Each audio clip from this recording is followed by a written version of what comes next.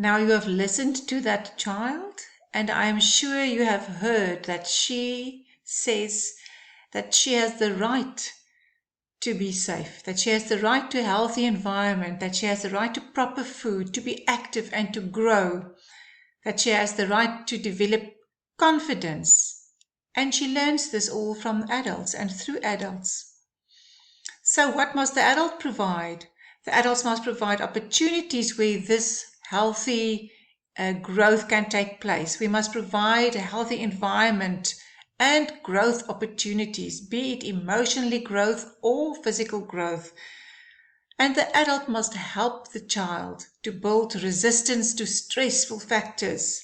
They must be able to bounce back. This bounce back word is called resilience. To be able to go through tough times and stressful situations in the classroom, in their little lives. But to understand resilience, I have posted a video that you watched just now to make it more clear. Now each of the elders are divided into aims to make it easier for us to understand and unpack the meaning of that developmental area. So if you go to page 18 in your NCF, you'll see the 5 aims of this elder of well-being. The first one is regarding being well nourished. That's about nourishment, about food, healthy food choices, good feeding, even from before birth, would help the children to make good choices for food and a variety of foods that they need to grow healthy. Then the aim number 2 is having good health. This is now more getting a sense of looking after me and my body. The children are healthy from birth and have a sense of good hygiene. The third aim is being safe and secure. We want the children to be aware of and benefit from environmental and emotional health. Under this aim, I also understand that you'll teach children some rules and regulations of safety in and around the playroom and in their environment.